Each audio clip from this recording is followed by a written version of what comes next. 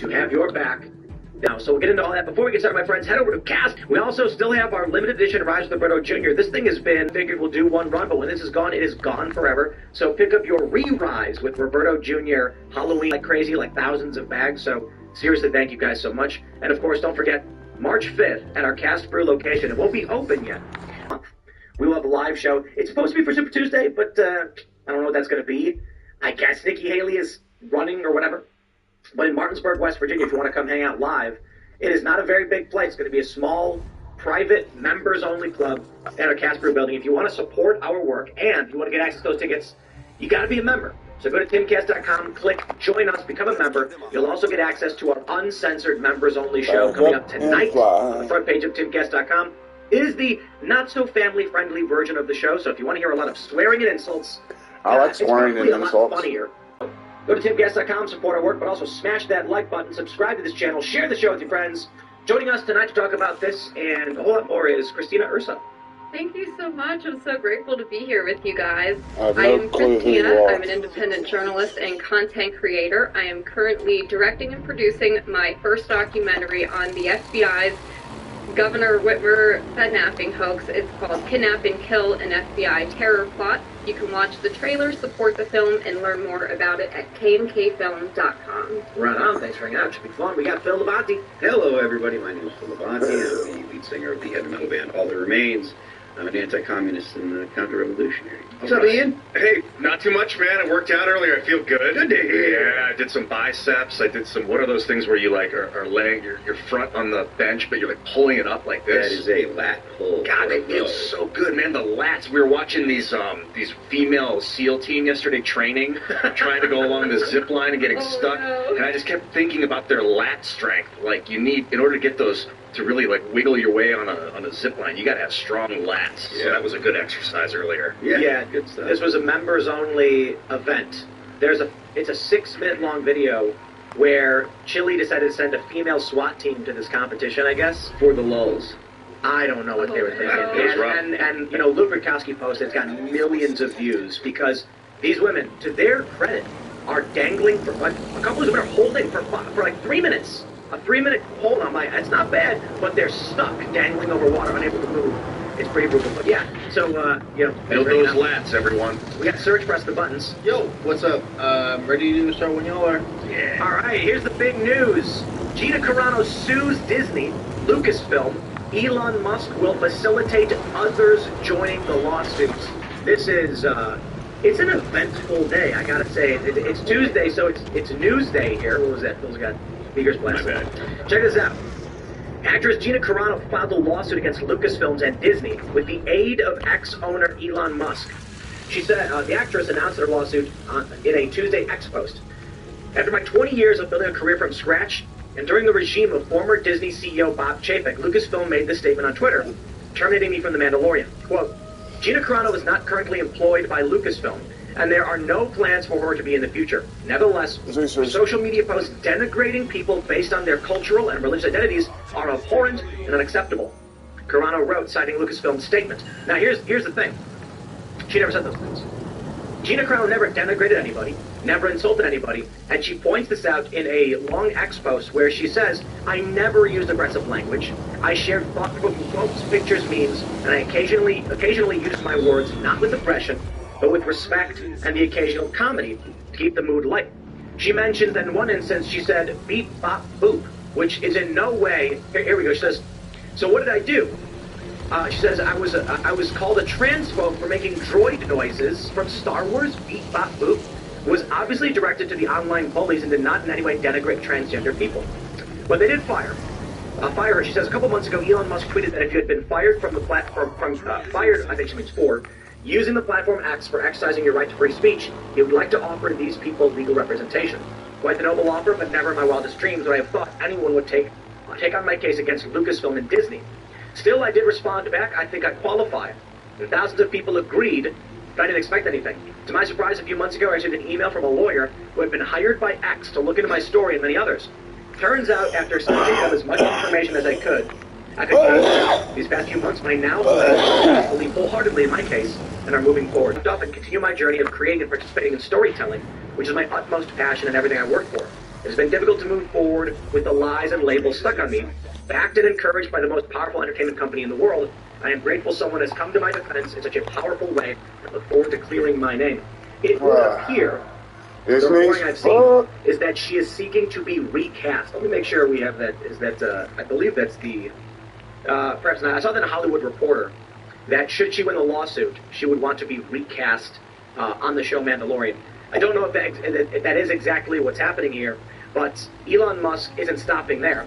He tweeted, if you were discriminated against by Disney or its subsidiaries, ABC, ESPN, Marvel, etc., just reply to this post to receive legal support. Wow. This is going to be big. I want to just say as we get into this, because we can read this post he put up from Disney, it's good for business. There are a lot of people who are scared to use Twitter, X. We'll stop dead naming the platform. We're almost there. They're scared because they're going to get fired. This is Elon Musk's, one of his smartest business moves. It's not even about the culture war.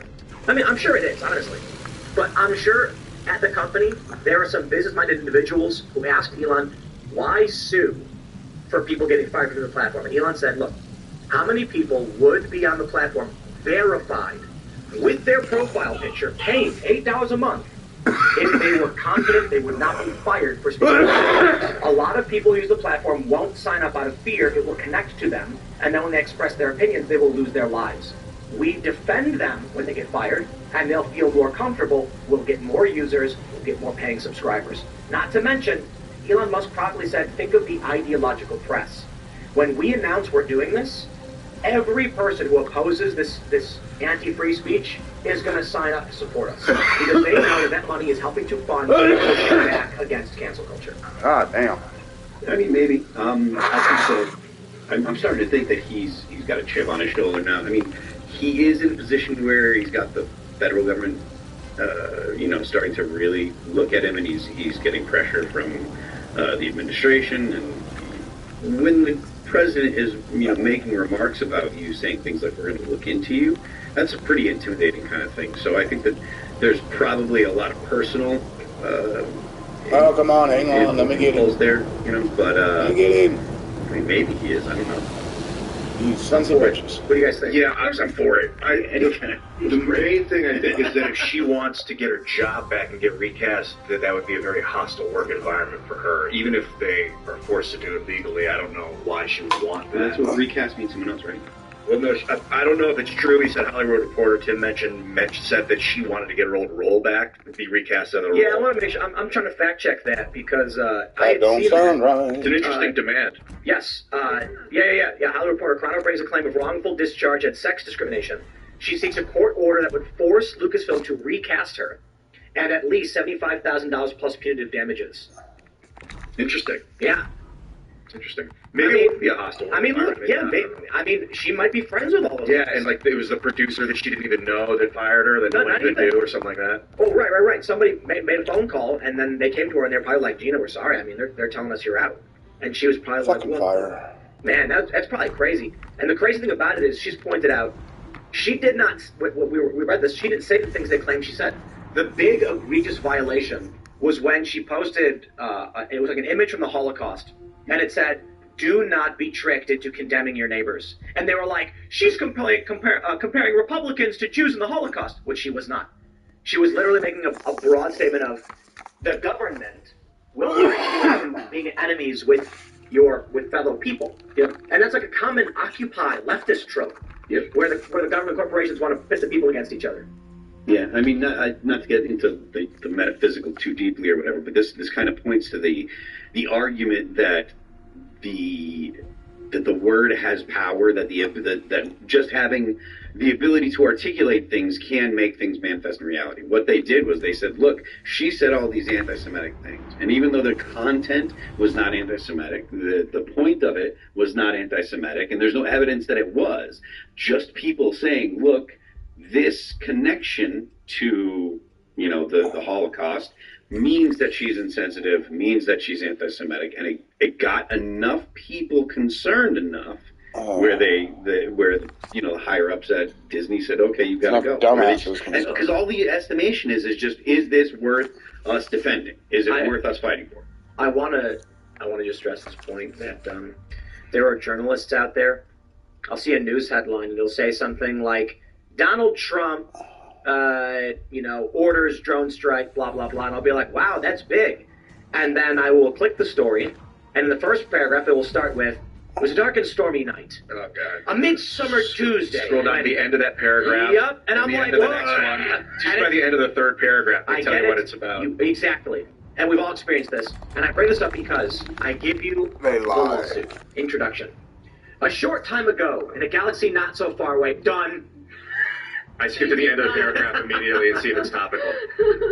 Come on. Or it was just descriptive. Defendants made it clear that only one orthodoxy in thought, speech, and action was acceptable in their empire. And I'm a leftist now because of that. I want to be like Grok, write this thing. I have cancer. Sounds like it. And it's probably terminal. If I make I can't believe they did that in the... Oh, man. That sounds like Grok wrote it. That's funny. I wonder if he used Grok to write that. I gotta be honest, like if I was a judge, and I would be really pissed off. I would be so Like, pissed don't waste off. my I time. would be too. No flowery words. Give me the nuts. Are they expecting that the judge is going to be like a Star Wars nerd or something? Oh, that was very clever. It is not clever at all. So what else we got? Cancer. Terminal. Okay, so they say in her post, she expressed her personal political views, opinions, beliefs. In retaliation for exercise of her speech rights, defendant terminated Carano's employment and took other retaliatory action to Someone hit limit and me. deny her future employment Whiz bang. opportunities, including but not limited to making maliciously false statements about Carano, with the intention of damaging her reputation and thus her ability to find and retain work. I think that's the important factor here. I'm willing to bet it was an activist at the company who was like, okay, we're going to fire her. Doesn't matter if she did anything wrong. And then the statement that went out saying she made she made these disparaging comments was to defame her, quite literally, because she never did. And I don't know what lawyer would sign off on a defamatory statement like that. No, I think it was an activist. I am glad I pay for the highest internet, just having lag all the time. Definitely. Who else do you think might join in a lawsuit like this? I mean, are there any other like people we could think of To get her fired? No, people that have been wronged by Disney? Yes, like Elon, ESPN. Well, I mean, theoretically, I mean, I don't know.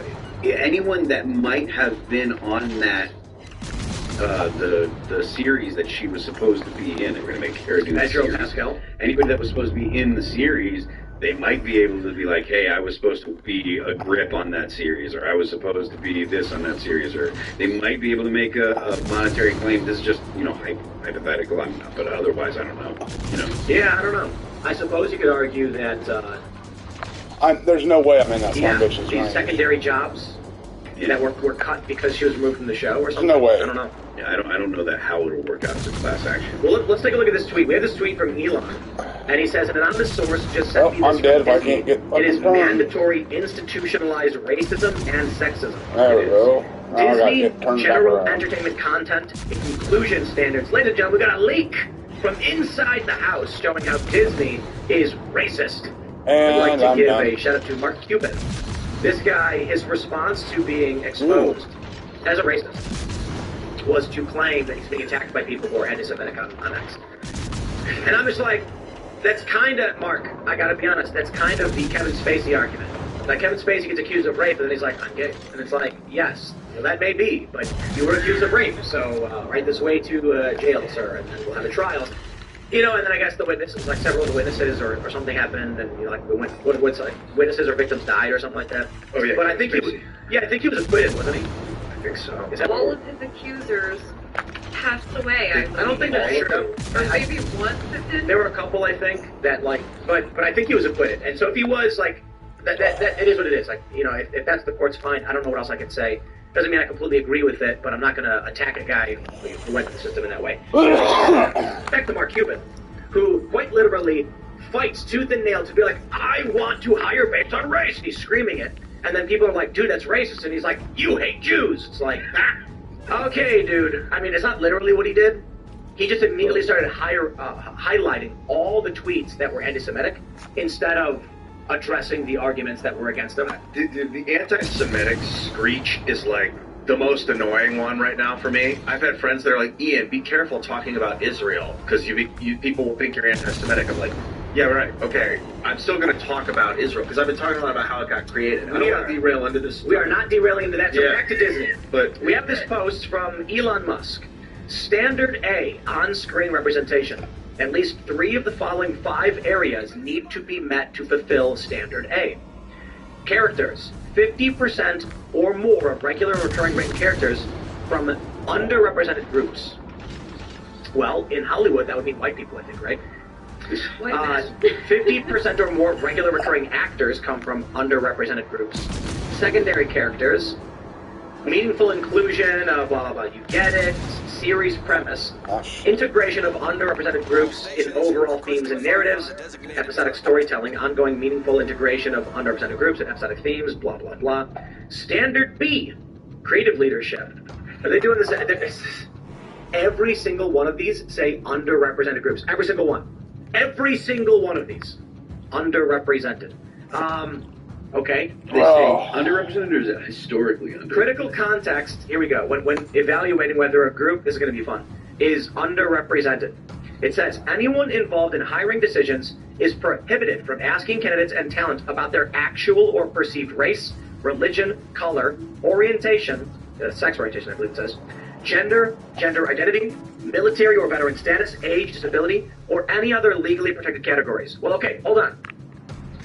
If you are a casting director who needs to find an underrepresented group, but you can't ask about any of those things, then I think there are only a few underrepresented groups you can actually cast, and they are going to be atypical. For instance, let's see. You want an underrepresented group in your movie, but you can't ask about any of those things. But you can't ask if they're a furry. And they're certainly underrepresented, right? And what other groups are underrepresented? Race car drivers. Okay? I mean, I don't see big political action committees supporting, race car drivers. bull riders. Bull riders.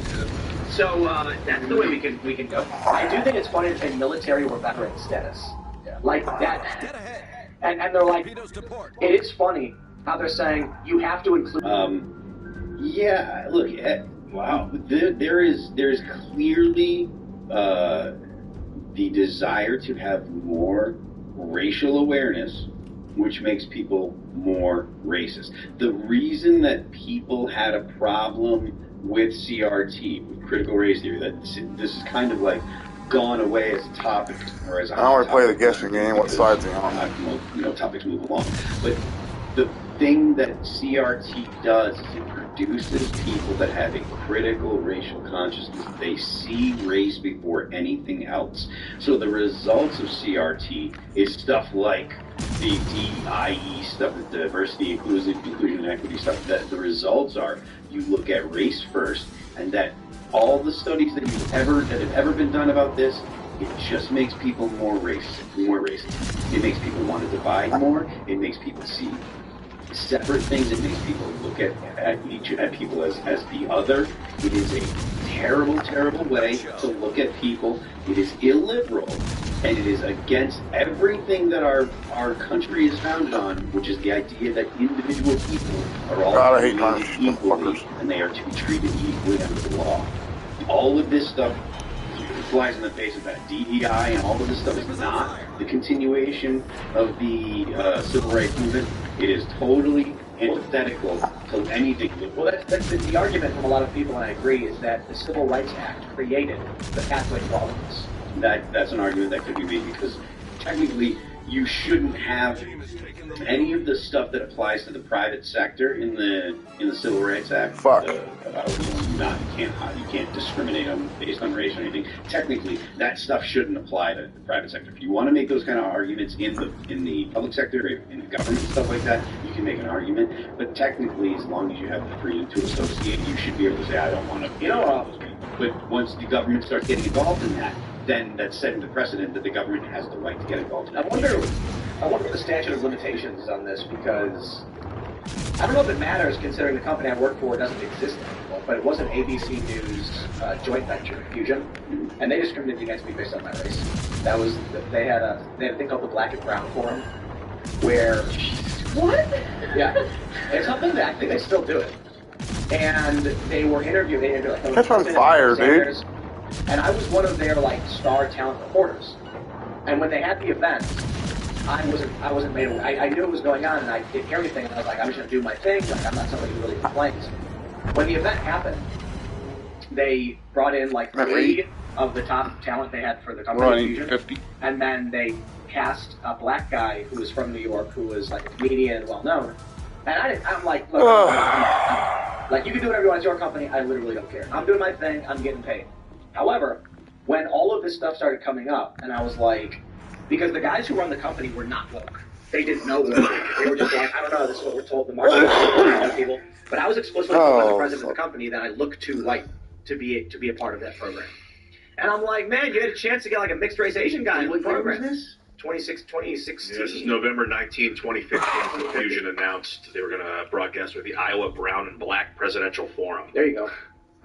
And I was like, I come from a mixed race family. I was like, what? And I wonder. I mean, maybe it's too late. I don't know if I would care all that much to be involved, but I do kind of feel like the reason I bring it up is, like, this is way too long ago. It's like a decade ago. Yeah, I don't so think there's any. are better left lying. Well, I just think it's probably too long ago. But I can at least say this. This is a company that was half owned by ABC News.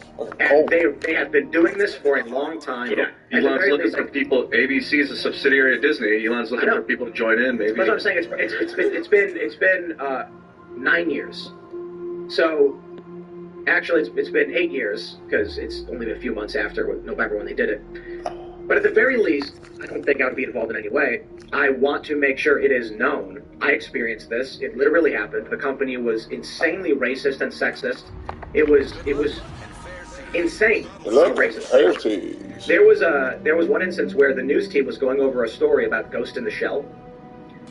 This was when Scarlett Johansson was going to be playing the main character from Ghost in the Shell. And they were like, why is a white woman playing a Japanese woman? And I said, actually, she's a robot. And actually, it's transhumanist. The core concept of Ghost in the Shell is being able to transfer different bodies, different sexes, different races. And they're like, nah, they're just racist. So we're going to call it racist instead. Like, it had to be viewed through that lens no matter what. And I'm like, okay, yeah, right. And I will say this, Elon, please, look at this. The editor-in-chief, Alexis Madrigal, had a Twitter banner at the time that said, down with whiteness. Yeah. And this stuff has and a black fist. This stuff has been being churned out of colleges every year for at least a decade now. That means 10 years of graduating classes from all over the country. People that have this kind of ideology built in have been getting jobs, or maybe they haven't been getting jobs, but at least some of them have been getting jobs in human resources departments all over the country. This is such a massive fucking turn rate on this ship sucks ass. And now it's reached the point where it is likely that the United States will not get out of this the same and be the same country. We've got to acknowledge, for you say something. Just that Yuri Bezmenov said it was one generation was all you needed to demoralize, and then you could destabilize the country. And you're saying like 10 years, so another 5 years. Yeah, I don't know. And people are still arguing as to if this is even happening. We're all born equal, legally equal, but we're not all the same, and we all come from different nutrition backgrounds. And if our parents were poor, they didn't have access to nutrition, maybe their brains weren't as developed, so their child's brains aren't as developed. And then if I come from poverty, maybe I'll be poor too, and I won't have good brain matter, my kids won't either. So there's like, then when you're like, you throw all these kids in school and you're like, learn math. The kids that don't have the brain matter, that come from poverty, struggle because they don't. That motherfucker's got a hell of a range.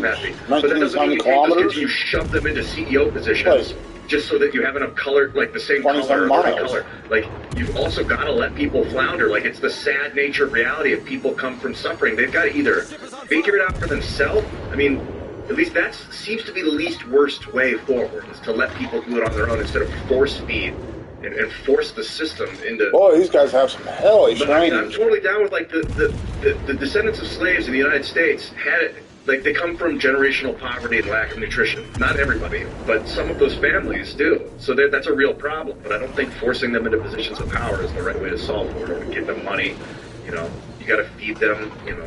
You could argue like healthy food, but that would be like society-wide. That wouldn't just be, you wouldn't just want to target little communities with good nutrition. You could, maybe, potentially. What the hell is he doing? Moving or not? Pepsi.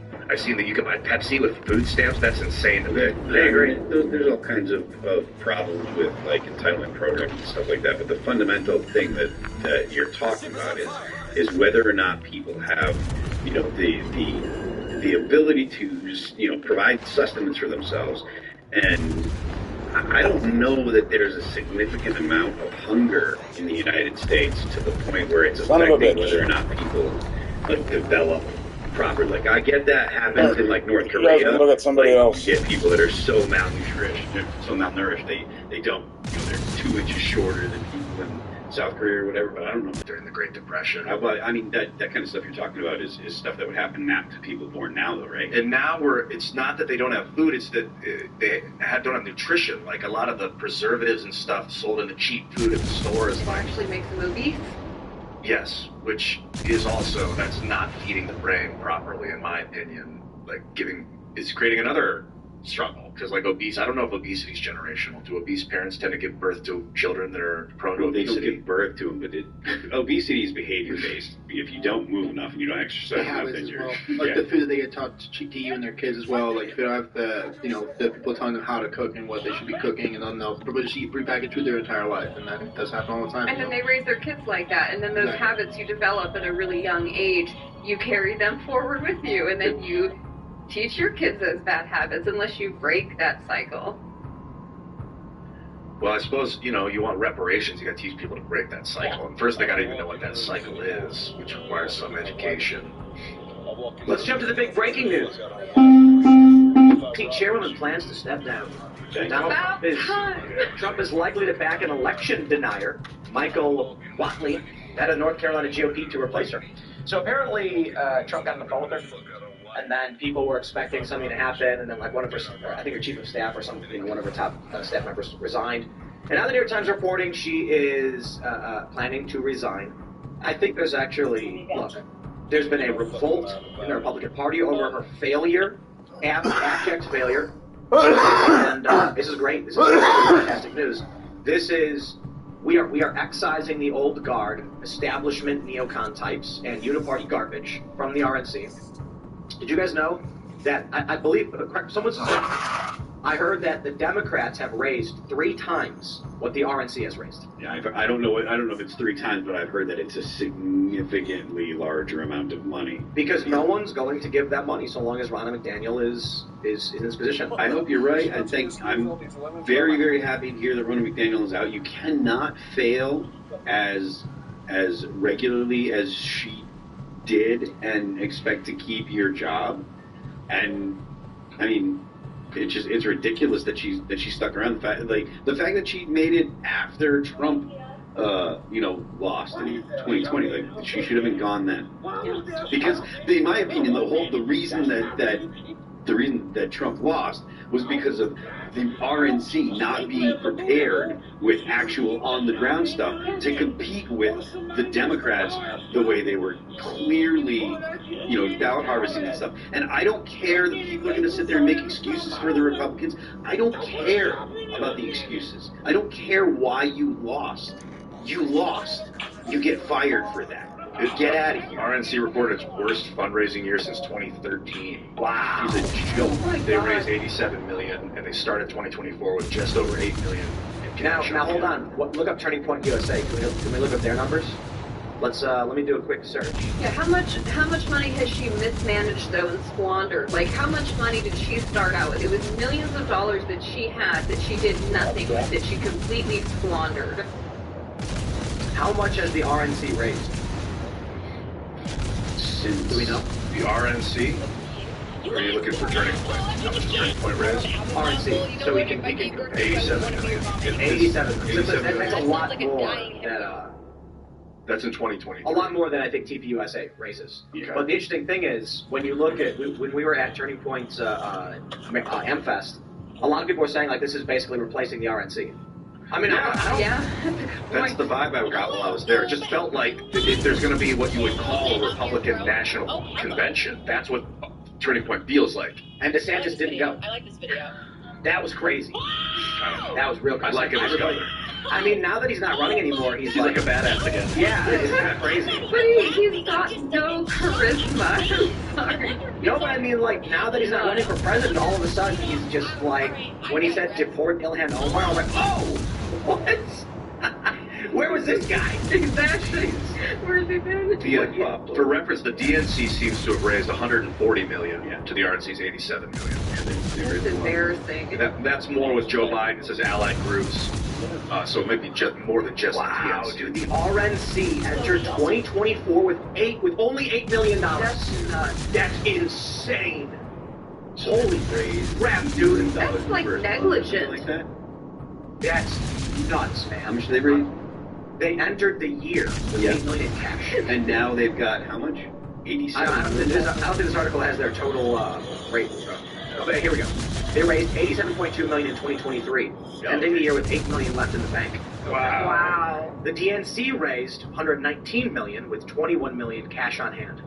And then I'm not finding Turning Point's numbers exactly, but their revenue of 2022 was $55 million. That was their revenue. 55 million. 55 They're starting to replace. This is what I was wondering. They're starting to replace the RNC. Yeah. Why would anyone donate to the RNC at all? It used to be that, like, hey, we're gonna support the Republican Party and we're gonna support their candidates, and then when you donate, they can donate that money to one of the candidates. Nah. Best thing they could do is make Charlie Kirk the head of the RNC. Or we just I don't know if you stop can take caring. it at this point. Yeah. I mean, it is good that Ron McDaniel is out, but I gotta be honest. I don't care for the Republican establishment, and I think it's true. Many Trump supporters felt the same way. That's why they started using the lion instead of the elephant, right? Juvenile elephant. No, I didn't know that. Yeah, they started using a lion for Trump, so like it's a different party. I think it's fairly obvious. It's 2016, and it's the Ron Paul generation. The Ron Paul populist types went Mises Caucus Libertarian, or they went, not all of them. Some of them went Trump. Some of the Mises Caucus guys are actually speak positively of Trump's foreign policy, despite it not being perfect. But then you get the Bernie Sanders progressives, and there was an attempted ousting of the leadership in the Democrat Republican parties in 2016. Donald Trump succeeded. Bernie Sanders failed. You want to know why that happened? Place Bernie Sanders next to Donald Trump. There's your answer. No question. That was the best the progressive left could muster up for a populist revolt in the Democratic Party. Yeah, Bernie's going to stand outside the door knocking, going, "Excuse me, can I please come in?" And Donald Trump just hires a bunch of guys with battering rams, and he walks, and it's my tower now, we're taking it. And that's what he did. And they desperately, for their cause, need to stop him. But they can't. Here we go with the ousting of Ron McDaniel, finally. Holy crap. Did you say they mentioned a guy they want to put in as the head of the RNC already? They've already got a... Yep. Yeah, Michael Watley. They say he's an election denier. I didn't realize he was a Democrat who thought Trump was a Russian agent. Oh, they're saying he has questions about potential voter fraud. Yeah, I mean, I get it. Election, wait, what? DOJ arrests New Jersey Democrat for mail-in ballot fraud. Uh-oh. If I agree with the DOJ, am I an election denier now? Yeah. I don't want to be an election denier, guys. Man, I can't believe it took this long to get rid of Ron McDaniel. It's almost too little too late, to be honest. Well, I mean, I would disagree just because of the fact that it's still, it's February. There's still a lot of time. Most elections, you don't have such a clear idea of who the nominee is going to be this early. Usually it's not until at least April or until things really kind of shake out. So whoever comes in might be able to do some good, hopefully. I kind of think it's fair to assume this year will be the weirdest thing you've ever seen. I know we joke about Ben Shapiro rapping, like, it's 2024 and Ben Shapiro is the biggest rapper in the world, blah. Like, it's a joke. It's not really that big a deal. Like, there's a lot of cultural things that have happened. The FJB song hitting #1. We obviously have some cultural influence on our side. I'm talking about, we have a lot of expectations of what's going to happen. But I'm saying, like, dude, if aliens came down and just abducted Nikki Haley in the middle of, like, a speech, I would just not be surprised at all. I'm half kidding. Like, maybe not aliens, but I'm just saying, right now we expect Trump to be the nominee. I honestly have no idea. I put my bet on it, place my chips on that Donald Trump's going to be the nominee. But I don't know, man. I mean, Vivek, I think, made a good point about it. They will stop at nothing. There's no way to predict it. These things happen You have no idea. Yeah, my worst fear. Well, no, actually, this is just one of my fears. Is a power out. It's like a grid down, water down situation for 2+ weeks, where something that would cause water down. If the water grid goes out, then disease can get really nasty. They are reporting that the Houthis may cut undersea cables, disrupting international communications. But when I was doing this wargaming in my head, like, what's the worst? And I'm thinking, okay, they really want to create like a world order, but they want order. They don't want world chaos. They want order. So they're not going to knock out power grids and things like. I don't think that that's the aim, is to destroy and corrupt. I think the idea is to peacefully take control. So I don't know. Depends on if you believe that there is actually a plan to decrease population. Why not? Well, I know there's a plan that they want to slow the growth of the population. I mean, I think that there's a plan they want to slow the growth. I don't know if they actually want to go decrease the total, or if they just want to slow the growth of the total. I'm not sure exactly. I think we've got probably a normalcy bias, but not an optimism bias. I think many of us actually are concerned about what's going to happen this year. But, I've been thinking about this every day. I wake up, I got routine, you know what I mean? We come in, I sit down, I got my little spindrift right here, and we got our biltong, and we do the show every day, and I wake up in the morning and I read the news every day. And part of me is thinking, like, I kind of feel like it is reasonable to expect that at some point this year, something will happen that will completely disrupt our ability to have some kind of routine. We saw that with COVID. That shattered everything. It is 2024. It is 4 years on. They do not want Trump to win by any means necessary. So I kind of just feel like Black Swan event. I don't know what it's going to be. Yeah. I don't know, man. I don't know either. There's a significant part of me that doesn't believe that Donald Trump will be, the president in 2025, no matter what happens. Of the Neo-Confederacy. Of the Union. I mean, I don't want to talk about that, but I just don't think that I don't think that the establishment will allow it. I think they're going to come up with some kind of excuse, whether it be something that actually happens. Well, on election day or not. We already saw that they said he has no immunity. So I'm game, man. Let's arrest Barack Obama. Stat. That's something, I think it was Daryl Issa. I retweeted something today, just a little while ago. I think it was Daryl Issa that was making allusions to that exact thing. That if the case is that Donald Trump does not have immunity, then Barack Obama doesn't either. And, of course. And so all we need is some Republican in, I don't know, law enforcement, anywhere, with some balls, to initiate the criminal proceedings against Barack Obama for the extrajudicial assassination of Anwar al-Awlaki and his son, Abdurrahman al-Awlaki. Yep. But Republicans are cowards. Oh, yeah. I mean, that's not fair, dude. Weak cowards. That's still not fair. It is not fair to call Republicans, because you're insulting weak cowards. The Republicans are worse than that. They are like gimps on leashes for the Democrats. And don't take my word for it.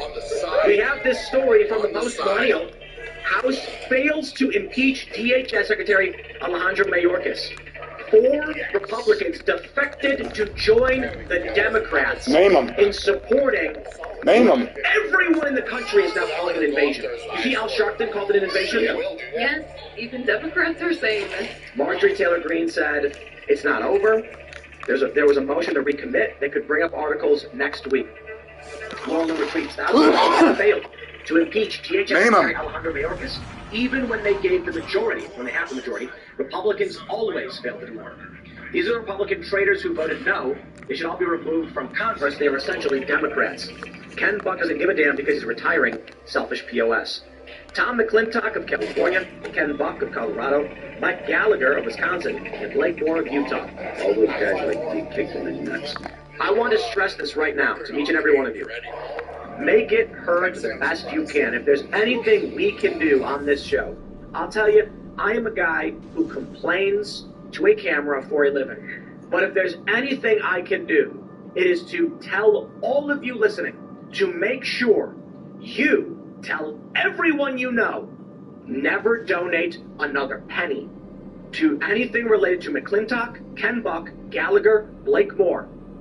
Never contribute in any way And if you can, and you live in their districts, campaign against them. Run against them. And giving money to the RNC until they come out, apologize for this, replace Ron McDaniel, which they're doing right now, but they're going to get in somebody else.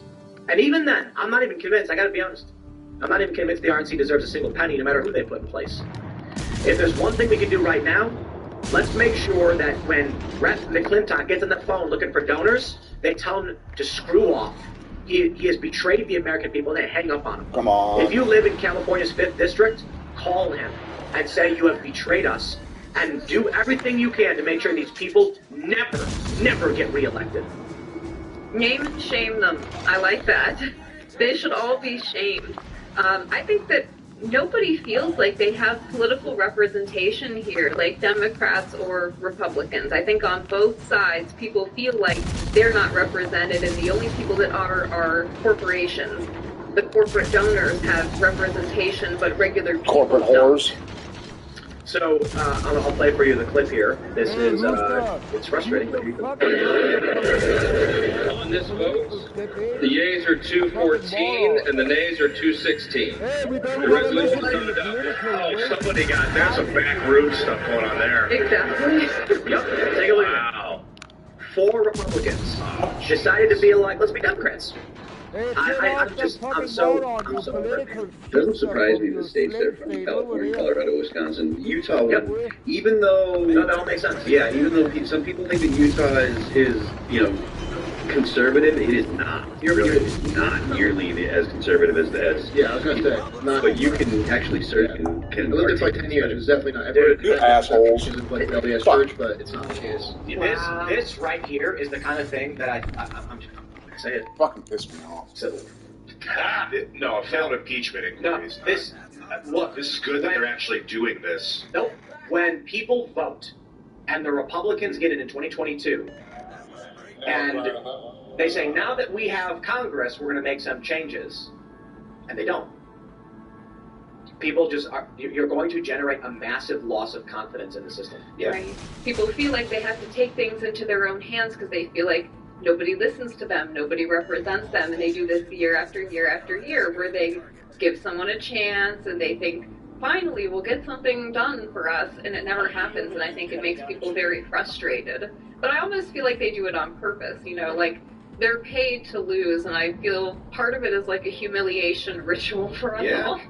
Like they're publicly humiliating us. They know that like 90% of the country wants reasonable border control and border policy, but this is what we get. And now what's happened is you've got Al Sharpton and other Democrat personalities saying, why are Republicans obstructing our attempts to solve the border crisis? That makes me, it's really frustrating. And then the Republicans do exactly what they say. Oh, So God. Sharpton called it an invasion, but then thought that the Republicans were blocking Yes. the attempt to stop He it. said, every day we see an invasion of immigrants on the border, we got to call these Republicans and hold them accountable for what they're doing. To get them to sign that open border bill Yep. that they wanted to do. That's what they do. So they got That's Sharpton. the name of the game. And people are going to buy it. And there are a lot of people that are out on like Twitter and influencers that are just out there just to spread the essentially the official narrative. And they're out there saying, doing the whole blame the Republicans. It's the Republicans. You need this bill and blah blah blah blah blah. You don't need any of that. I know that there are people out there that are saying, that they need to have a bill, you need to have some kind of new legislation, et cetera, et cetera. And that's not true at all. That's not it. And the reason that it's not true is because in emergencies, the government does all kinds of crazy shit. They did the Berlin airlift. If they can do the fucking Berlin airlift, What was that? The Berlin airlift was literally, they were landing planes in Berlin every 15 or 30 seconds to supply food and all the things that Berlin needed because the Russians shut off access with the ground. So the U.S., UK, and I forget who else, they were literally flying planes into Berlin for everything they needed. Fuel, food, everything, because you couldn't get there. This is post-World War II? Yeah, this is right after World War II. This is when the Iron Curtain was going up. So if they can do the Berlin airlift, right, if they can manage to do that They can make the nuclear bomb. They can figure out the border without new legislation. I don't buy for a second that they can't. It's just that they lack the will. They refuse to, and they refuse to because it's politically useful. It's not that lack the will. Their wills are ironclad, brother. Their will is for open border. And they are doing everything in their power to maintain it and manipulate the public and destroy this country. I am actually really impressed with their willpower to maintain a destructive open border in the face of their own constituents screaming at them to shut it down. I mean, you've got Democrats in Democrat strongholds screaming about the immigration crisis, and these Republicans are like, I'm going to stand strong and work for the Democrats. Wow. Unbelievable. I am impressed by I'm impressed by their sacrifice. So I hope they never see another penny. Even those guys, like all those people in the Democratic Party that voted not to impeach the guy. I mean, it's the guy. He seems like he's doing a piss poor job of protecting the border by letting all these millions of people across the border. He is facilitating. Yeah. So all these people that are not on board, like the impeachment sounds rational. At least an impeachment inquiry. Why is he falling short? What's going on? That's why they had the vote. They did the inquiry to see, if they're going to should try to impeach him. Oh yeah, Corey Mills was talking about doing this the last time he was on the show. I thought, it's worst case scenario. With an impeachment is they find him not guilty. Look, if you get an impeachment though, then that's assigning blame. That means that means guilty. It's an indictment. So yeah, but what I'm saying is if he does, then that's if any of the Democrats or whatever were to vote for the impeachment, that's saying yes, we did something wrong. That's an admission of guilt, and that's what they're trying to avoid. It's just the appearance of doing it. It's total denial. It's time we vote out every single one of the Republican incumbents. Love that. All of them. I will take a ham sandwich at this point just to punish these people for being as bad as they are. Now, maybe, I think it's fair, if we assess those who are good, because Matt Gaetz definitely should stay. In terms of the Senate, Rand Paul always will have my vote. Thomas Massey, as much as I disagree with him on a lot of things, I still respect him, would like to see him stay as well. And I think there's a lot many of us disagree with Massey on, but he's also very good on many other things, and he's a nice guy. I'll take it. I think he's being honest, but I disagree with some of his positions. There are way too many people who are willing to, like every single one who voted to remove Santos. Don't know, don't care. That right, like the fact that Santos is gone has only made this more likely. Yep. I know, and I like him now. I love it. Why? I think he's great. He did not lie any more than any other politician. It was just the way that he lied and what he lied about. That's right. They're all gross. He just got caught. Yeah. We don't even know that he got caught. That's true. It was an allegation. Yeah, there was no. He never actually got found guilty or anything. They just booted him because he was accused. So all the Republicans who voted to get rid of him, they got to go.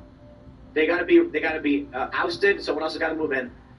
Democrats will line up, linking arms, to burn down police stations. And Republicans are like, well, on procedure, we can't impeach the man who's destroying our border.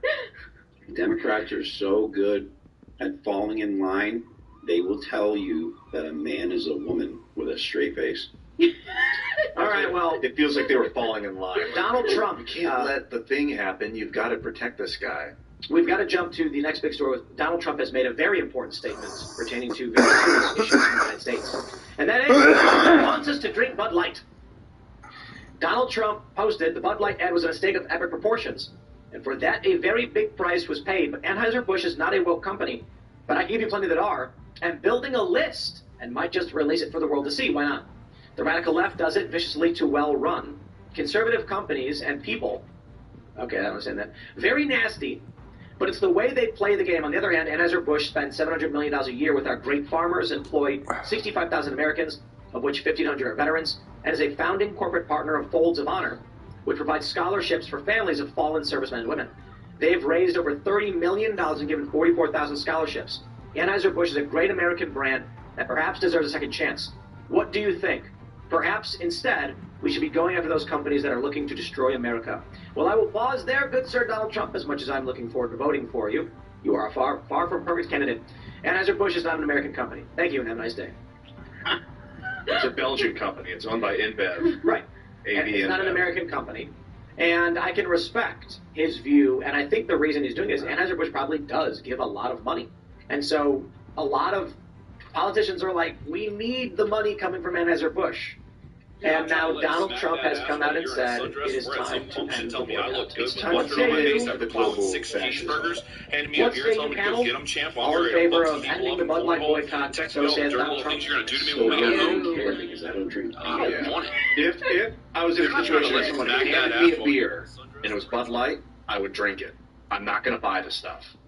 That's where I'm at. So, And unless I didn't want to drink it, then I wouldn't. many people have responded directly to the post saying, no, not until there's an apology. And I 100% agree. Fair. I actually, so I don't know if you guys saw the Super Bowl ad they made. Isn't it really stupid that they put Super Bowl ads out before the Super Bowl now? Yeah, that was what I was thinking. That is What? I think we broke Bud Light. I think we broke them.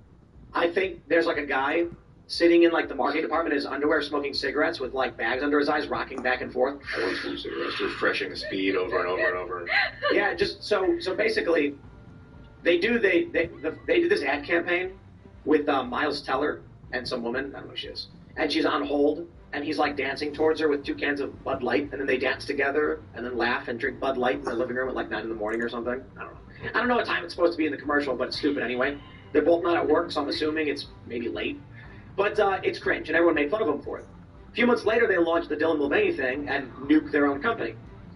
Trying to recover, they launched a partnership with Harley Davidson.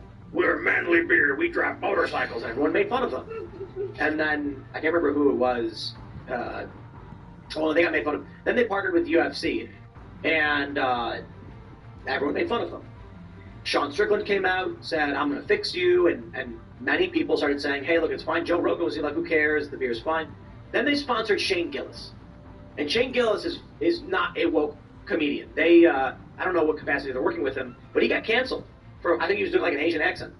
And still, people are like, I don't know. He got canceled for doing an Asian accent? Yeah. That's what it was, right? It was an Asian accent on a podcast, like, he was on Saturday Night Live, and then someone found an old video of him. This is why it's so clearly like just it's about an attack vector, because like the guys in South Park have been doing Asian accents for the entire time that they've had Shitty Walk, you know. That's right. Or City Walk. You know, and so Bud Light made a commercial now for the Super Bowl, and it's the Bud Light Genie, and it's like someone just put a bunch of random words in an AI and it spat out. It's AI-generated commercial. I think they were just like, I don't know, ChatGPT ran a commercial for us. And they're like, okay, a guy opens a fridge and he grabs a Bud Light, then a genie pops out. He wishes for heavy metal hair. A woman wishes for wealthy clothing. Another guy wishes for one big arm. Then they wish to be at a party. Then Post Malone is there. Then a T-Rex comes in. Post Malone takes credit for it. Then they wish everybody has Bud Light. And the genie tries dancing. And then they're like, the Bud Light Genie, and then it's over. Oh, God, that sounds horrible, it sounds so bizarre. I don't know who came up we broke them. I like Post Malone. But I'm like, we broke them. Like, they don't know what to do at all. And they're like, Post Malone, dinosaurs, genies, and then Donald Trump, the Trump card. Bud Light somehow got Donald Trump to post, please drink Bud Light. I hope he at least got paid for this then. Maybe he knows somebody in the company, or he just saw that, because it is money. Anheuser-Busch does have a factory in the United States, at least one. I think the headquarters, it's a subsidiary of a Belgian company, so technically it's Belgian, but it is entrenched in the United States, hires Americans. And that's what Trump's concerned with, is those people, but that's like a short-term thing. You can't, if you're always trying to fix the people around you, but you're not looking at the bigger picture of what's causing the problem, you might end up just feeding into the greater problem. Let's do a poll. Smash the like button if you think we should not buy Bud Light until they apologize. I know that the like button's the like count is gonna skyrocket because of that. That's kind of the point. But I would actually agree. I think with this move, and we've got the upcoming strike that's going to happen, which is going to just decimate Bud Light. I think that's why they tapped the big guns. They're like, Trump, we need you to come out. I wonder how much they've pledged. I mean, look. Right. If Donald Trump is coming out in defense of Bud Light, they've basically aligned themselves more than any company could align themselves. So Bud Light, just publicly declare you're committing $1 billion to Donald Trump's reelection in some capacity. I'll tell you this. How about you run a commercial apologizing, saying Anheuser-Busch loves America, made a terrible mistake, and is deeply apologetic for the insult and the offense. And then Donald Trump walks in the frame and says, and that's why I drink Bud Light, and cracks one open. Then we go buy some. It's just like, please accept my apologies so that our global corporations can take you over. Like, no. Thanks, I'm done. I learned my lesson.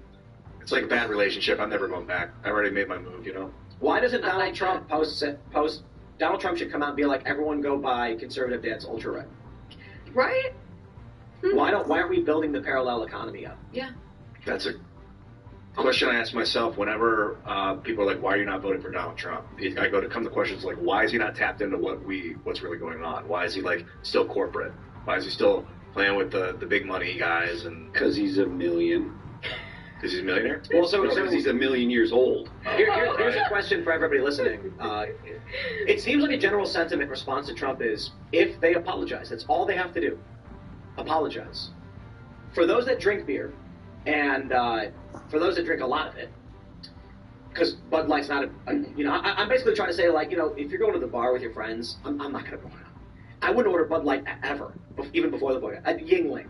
Okay, if we're going to get a beer, it's going to be a Yingling maybe. I had one of those with Seamus over the last week. It was nice. They're great. What's up, Seamus? And if they only had like your traditional Blue Moon perhaps, but for those that drink a lot and you've got something lighter, would you consider drinking Bud Light if they issued a public statement? Let's say they tweeted out a card and it just said, "We are sincerely apologetic for having sponsored Dylan Mulvaney. We understand it was offensive.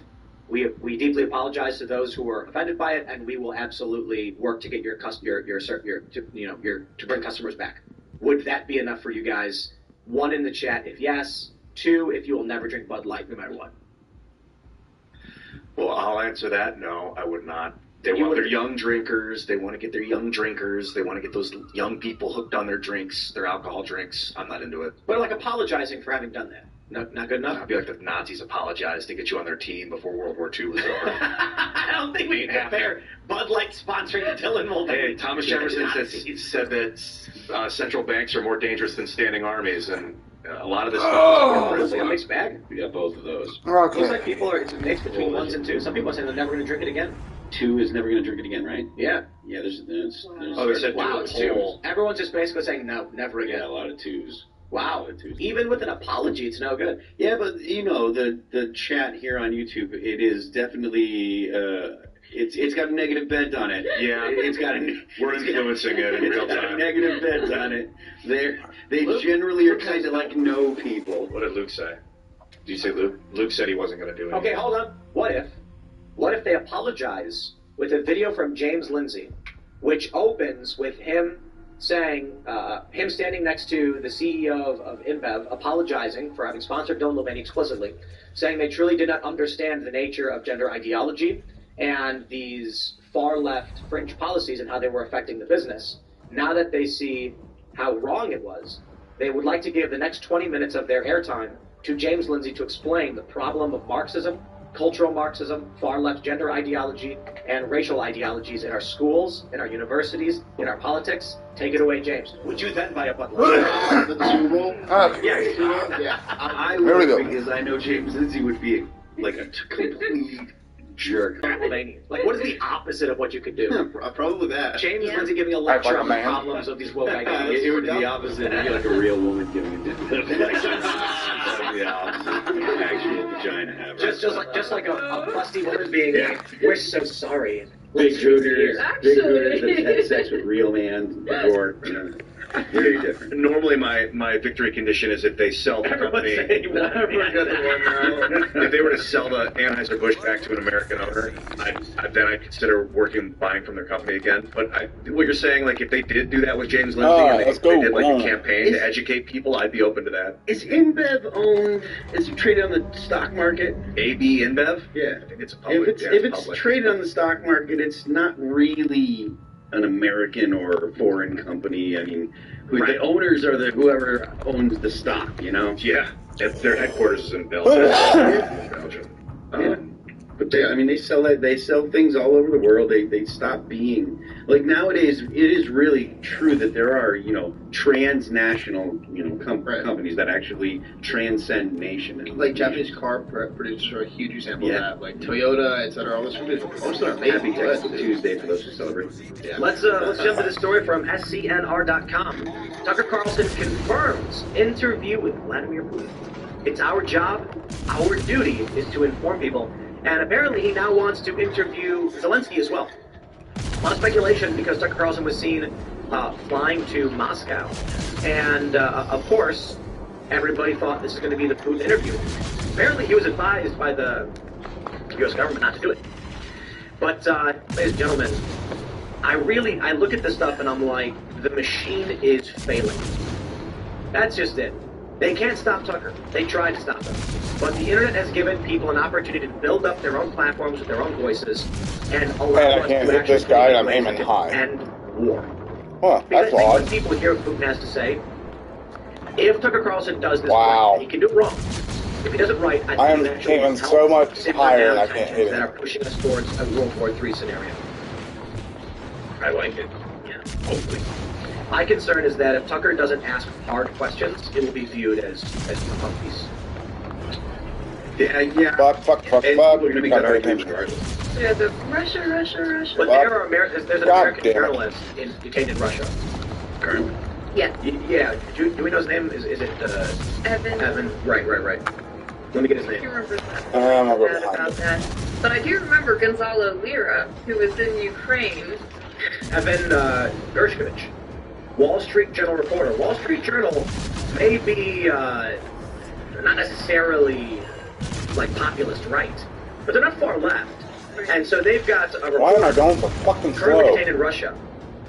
If Tucker Carlson presses Putin on this reporter and why he's being held, or even gets him released in return, then that will be seen as a tremendous peace effort and substantially more legitimate. However, I think the interview probably already happened. So at this point, it's, we will see what this becomes. I bet he's back in America before he was back in the U.S. before he put that stuff out. Well, people in public saw him, so they knew he was there when he was there. Yeah. I mean, let's be real. The State Department knew he was there before he went. Oh, yeah. But I think this would be. This is coming, Wall Street dude. Journal's Evan I mean, I'm Gershkovich getting in there. Russia in March 2023. Whatever. This reporter was happening? arrested in Russia while on a reporting trip, and many people have been calling for his release. It's been almost a year now, and so I don't know the circumstances. I really don't, and there are challenges to that because what was he doing? Who was he in contact with? For all we know, this guy was actually trying to assist Ukraine or whatever.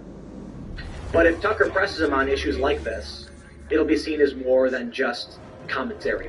My concern is that Tucker's interview will end up just being like, so what do you think about this? So what do you think about that? And then Putin just says, oh, this, so that. It's like we knew his opinions already. Yeah, I like. Oh, sorry. I was gonna say I think it's great. Like they're gonna try and just stop is for him to humanize him at all because a lot of Tucker's like his interviews in general humanize him a lot. And I think that's like the one thing they don't want to have happen at all. Like they can't stand for this person trying to make Hitler be humanized. Yeah. So Natalie F. Danilician says, just checking in on the left, and they're not okay. So here's a funny image. It's Tucker Carlson wearing a Russian hat. Do you know what's really funny about this image? It looks like George Bush Jr. No. It was that everyone's favorite press secretary had a similar hat. Jen Psaki. That's right. She had her pink little commie hat. And Tucker never wore that. She did. These people are insane. Chattanooga Times Free Press. Here's one. The newest Soviet hero. And there's Tucker. But I think some of these are old. I think they're just, Russian dressing. Ha-ha. And Tucker is putting on... They cannot be. These are definitely old because it says Fox on the microphone. He hasn't been there for some time. Swanson, Turkey, Carlson, frozen Russian asset. Like, that one's not even funny. That's the internet. They don't know how to be. Anyone with a pencil can... Those are probably all old, though, because they all have him at Fox News and he's not there anymore. This is great. I'd been wanting to interview Putin for a long time. I wanted to go there with Lex Friedman a long time ago. I was like, I just had a vision. Like, I was laying in bed like, yeah, I have to do this. It has to happen. Because It's similar. Like, I think that the message of why there's war is obfuscated. There's war because there's been war I throughout don't know. human history. How is his English? Putin? I don't know. He can speak a little. Yeah. It'd be great if he gives the interview in English, dude. It'd be so good. It's part of what makes. But he can't foreign articulate leaders. himself as intricately in a second language. What were you gonna say? Well, what were you said that you were unsure of why the war was going on? I think a lot of people don't know what the hell's happening. They're like, this Putin wanted to take over Europe. That they think that that's what's happening. I thought that he wanted that trade port in Sevastopol, and they're trying to secure land bridges like East 105 and East 97, those freeways that go down into the Crimea, across the northern, so they have to take that land. And they haven't really advanced much further than that. It doesn't look like they want anything other than Mediterranean Sea access. And that's not really a casus belli to throw our men and women at a meat grinder and the poor Ukrainians to fund a meat grinder for those people. Like, I don't think so. And if they want a new world order, man, Russia and the United States can collaborate and make that happen. We have a very, very important contextual update on the Mayorkas impeachment. Blake Moore voted to impeach Mayorkas, only changed his vote because they needed a procedural reason to refile next week. Okay. So Blake Moore is in favor of impeaching Mayorkas. The Republicans said, I guess it can't be a tie. We need a reason to refile. So change your vote. He said okay. So apologies. Marjorie Taylor Greene tweeted that out, saying the 3 no votes were Mike Gallagher, Tom McClintock, and Ken Buck. Blake Moore is actually helping them refile because of the other 3. So in fact, if anything, donate more to that guy for standing up. So apologies to Blake Moore. I appreciate What the hell would Mom do that for?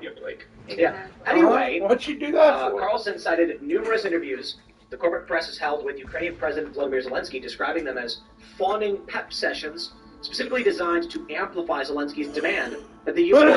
go into a war in Eastern Ukraine. That is not journalism. It is government propaganda of the ugliest kind. The kind that kills people, actually. That actually, he didn't actually say. I added that because it should have been there anyway. But he's right. He's right. And I mean, look, I look at what's going on now politically, and I really do feel like we have a strong opportunity to end this war machine, at least in some capacity.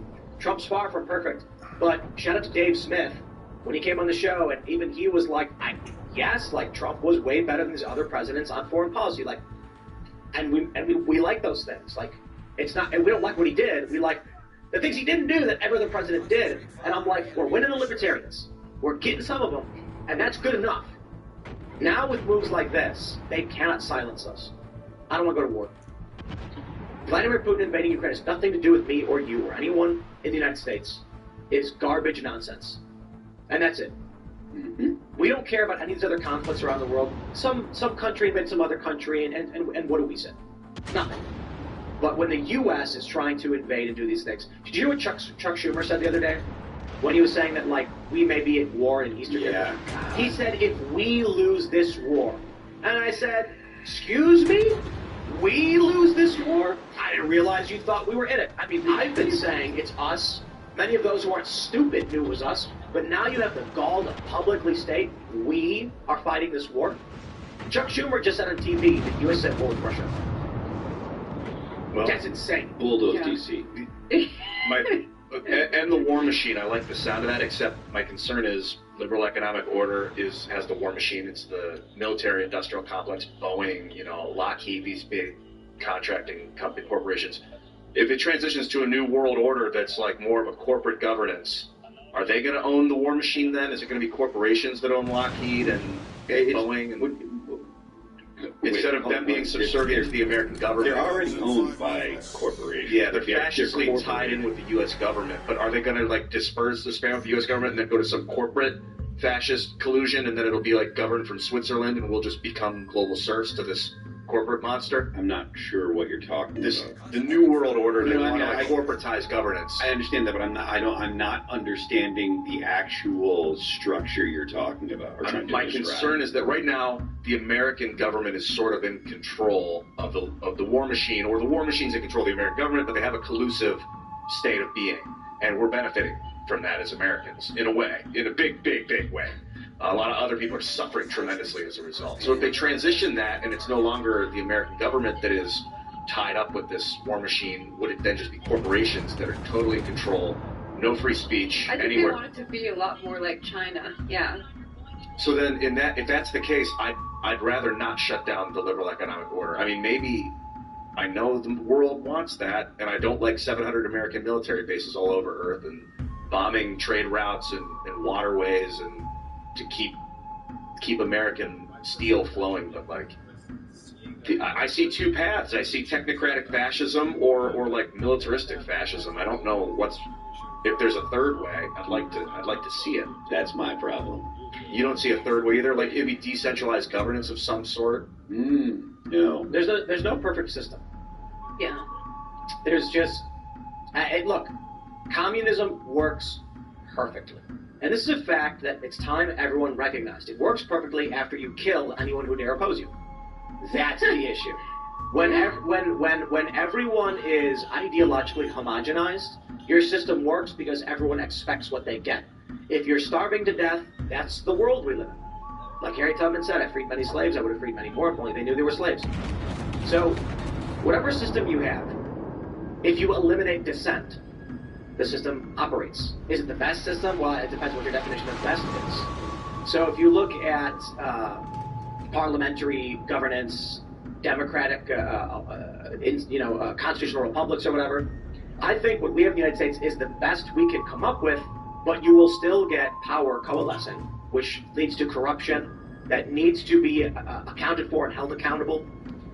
But so long as everyone agrees ideologically, governance is no conflict, no crisis, there would be no war, because they would all be ideologically homogenized. It's not because Seamus is the nicest person in the world or because his religion is correct. He may argue that. But it's because they all completely agree on their moral structures and foundations as to what they should or should not do. Which means no one would steal. No one would murder. If someone did, they would all agree, like, that was a mistake. Even the person who did it would be like, I can't believe I did it. You're right, I was wrong. The problem is when people disagree on what they should be allowed to do. And we're trying to find that balance. You had resource distribution. Right, but if everyone was ideologically homogenized, resource distribution would not be an issue. They would all completely agree.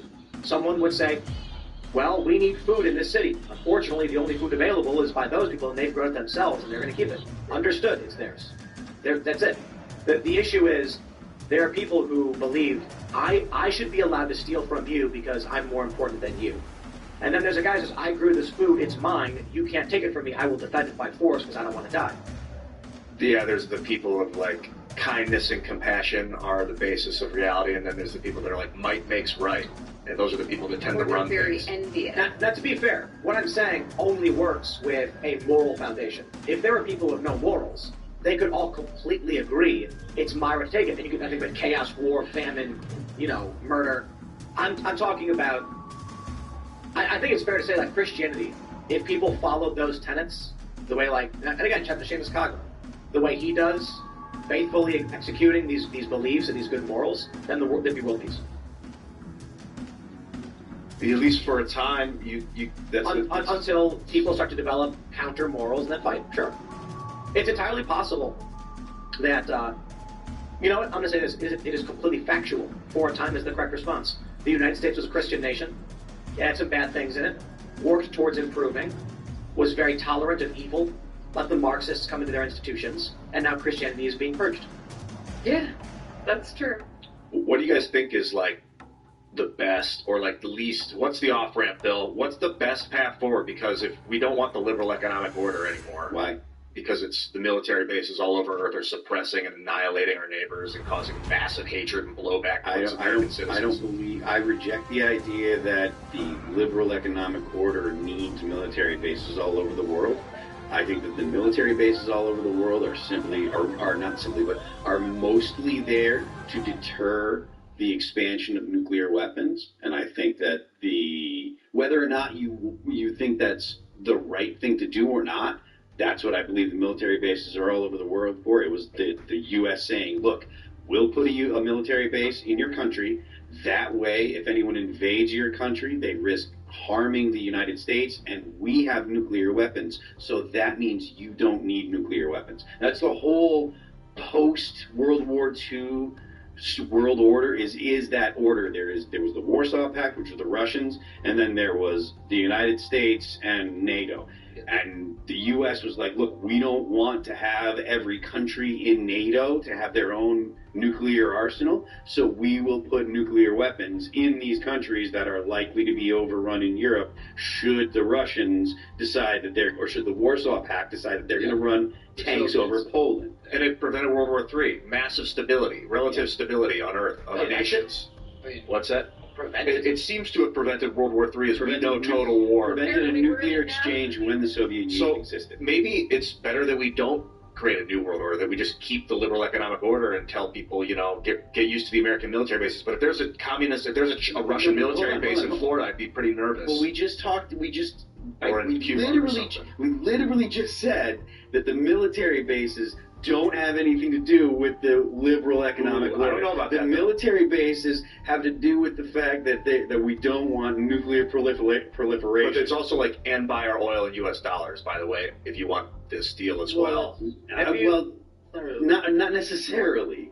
Because there are other reasons to have the U.S. dollar. Part of the reason why we do foreign aid, right? And I'm against all foreign aid, right? But part of the reason we do it is so that way other countries have dollars, so that way they'll spend the dollars, which also gives value to the dollar. The value of the dollar comes from the fact that there's a demand for taxes. It does come from the fact that we have a strong military and we can use military force, but it comes from a bunch of different places. Now, granted, none of those places are backed by anything of value, but it doesn't mean that the liberal economic order is inherently connected with military bases all over the U.S. or all over the world.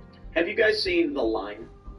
I have not. In Saudi Arabia? Yeah. Oh, yeah. They started building it. Oh, they get started. Yep. We should pull up a video of this crazy, this is wild building. Well, the thing about it is it follows their regular population path actually is along that line anyways, so they're really just consolidating and making it into a 50 Is it along a river or something? No, it's no river. It just connects. If you look at the way Saudi Arabia is, along the one coast and then across the whole country, they have another one right there. They're building a linear city. Wow. That how much different reports give it different lengths. I've heard 110 miles, 105 miles, and 75 miles.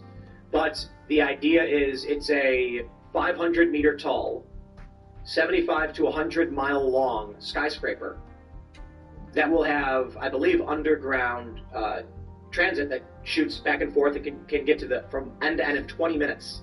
Oh. Yeah. So travel 75 miles in 20 minutes. Somebody, I think it might have been Mike Cernovich, somebody really funny tweeted out, they were like, well, this is a border wall, so whoever's going to be living there, prepare to defend your wall. I was like, okay. But it's in the middle of the desert. That's but funny. He actually trenched it out. I think this will be Elysium. You ever seen the movie Elysium? Oh. If you watch the video for this, they talk about how it'll be this, look at this, mirror walled skyscraper city. Yeah. It's one big skyscraper. And they said one of the purposes of having it be the line is that you can you can get to any point within it and easily walk out into nature and back. But I think, and they also mention it is being strategically placed within 6 hours of the world. Oh, that's creepy. Air travel. Interesting. Yeah. Can you leave So that the wall? Anywhere you are, It's not like a wall. you can fly there within 6 hours. It's not really. I mean, obviously in the Eastern Hemisphere. So they're everywhere around within 6 hour path to arrival. And it's being built in Saudi Arabia, correct? Yep. Yeah, right across it. And they've started building it. Yeah. That's I did not think they'd actually do it. And they've already got construction. They've made small cities for just construction. It's like temporary housing where the construction workers live and the materials are housed. And they've started trenching out. This is what the image. Look at this. Yeah. Look at how much earth that is. They started trenching That's out so to much build dirt. the foundation of this. I wonder how far across it is, or how wide it is. They say, but you can actually look at the truck and then It's pretty big. it's pretty big. It's like a wonder of the world. I mean, a lot of them come from I agree. dictatorships. It's done. Yeah. Part of me is excited that someone's actually trying to do something grandiose. It'll be remembered in hundreds of thousands of years if it, people will live stands. Yeah. The wreckage of this would remain for Yeah, tens I mean, of if thousands. it works, all the pictures and stuff, if it works and it turns out the way that It could, and of the places where it might, Saudi Arabia does have the proper government structure to be like, all right, we're just going to make this happen. Yeah, the king said do it, and we've got enough money to throw at it. So like never-ending money. Yeah, like, the reason I brought this up is we're talking about like the New World Order and stuff. Yeah. Like I feel like this will be the multicultural globalist city. Part of the plan is to get a lot of humans away from nature into mega cities. Into a giant desert. Like this. Where you will live in a big tube? Which is so reliant on the outside for resources, man. If they get cut off from the outside, that's like, where do you run? How do you get out of there? They're going to have probably vertical farms every certain distance.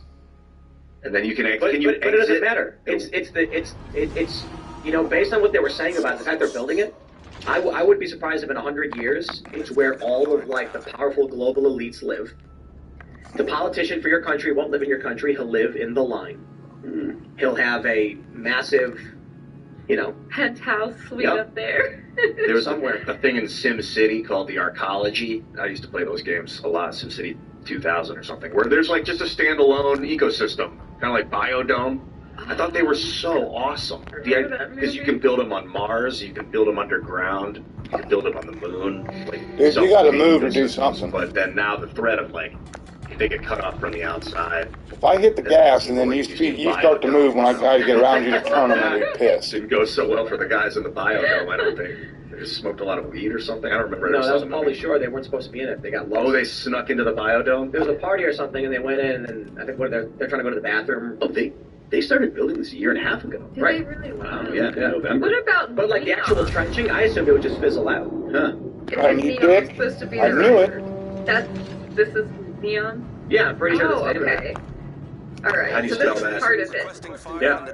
Okay. Yeah. Neum is the name of the city? That's what they want. Yeah, that's what they want to be their like modern thing. Their modern city. That was the project. Dude, yeah. this looks like Look at this. Destiny. Have you guys ever played Destiny? Yeah. When you go to the Vex, it looks like this. Yes. Yeah. It's creepy. Nessus, that reminds me of Get Nessus. that destroyer out of there. I love that. Play song. video to discover the lie. Goddamn destroyer out. Has existed in dysfunctional and polluted cities that ignore nature. Now, a revolution in civilization. Get that damn destroyer out of there. Fuck. Imagine a traditional city and consolidating its footprint, designing to protect and enhance nature. The line will be home to 9 million residents and will be built with a footprint of just 34 square kilometers. I just want to point out what you just watched. They took everyone's homes, mashed them together, and then put walls around them. They literally put you in jail. Sustainable quality of life. So, the Lion's communities are organized in 3 dimensions. Residents have access to all their daily needs within 5-minute walk neighborhoods. 5-minute city. You never 15. What are we getting sold? A 15-minute city? I want a 5-minute city. We got to build our own line. And the line's infrastructure makes it possible to travel end to end in 20 minutes with no need for cars, resulting in 0 carbon emissions. By leveraging AI technology, services are autonomous. I can't get anybody on fire here. Come on. Designed by world-leading architects, the line is 500 meters tall, 200 meters wide, 170 kilometers long, and housed within an elegant mirror glass facade. Intelligent solutions. Oh, these are going to shoot the hell out of this guy. Is he right? I didn't know it was south of Jordan. Our other dog is east of Egypt, it's west of Saudi Arabia. Oh, they're dead. Wait. They showed the map. Designed as a series of unique communities, offering a wealth of amenities, providing equitable views and immediate access to the surrounding nature. With 40% of the world accessible within 6 hours. Okay, there we go. 40% of the world accessible in 6 hours. At the heart of the globe's key trade routes, placed for commerce and communities to thrive. That's Sinai right there? Yeah. It's literally, the Houthis are going to start shooting this right there. As soon as the Israelis do something that pissed off the Houthis, look out, they're just going to start shooting missiles And at it. maybe there's going to be a World War III. They're going to flatten all of the opposition and then build their line. The Houthis are in Yemen. They literally call it. Look, they literally call it a new wonder of the world. That's dumb. Sinai is north. That's Saudi Arabia, and that's like where Oman and Yemen there are. it is. Yeah. That's the name of the company.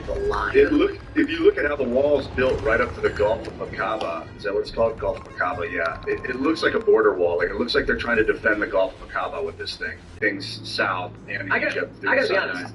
I don't care because it's not America. Foreign country wants to do it. Don't care. I'd actually love to visit, except for the Saudi Arabia thing. They kind of put women in prison after getting raped, so it's not really a country I'd ever like to go to. They cut heads and hands off, man. Yeah, I'm not. In the Middle East, you can get your head cut off for witchcraft. Like literally, a dude got his head cut off like in the past 5 years for witchcraft. It's a lot of propaganda. Zuby is from there. He lived there. He'll tell you it's a lot of Western propaganda to fearmonger us from going over there and experiencing the world. I don't know, man. I saw the court case. You know, they're like, look, this guy was practicing witchcraft. There are women who got raped, and then when they report the rape, they go to jail for having sex out of marriage, Adultery. Yeah. Women only recently got the right to drive cars. Yeah. Well, very controversial.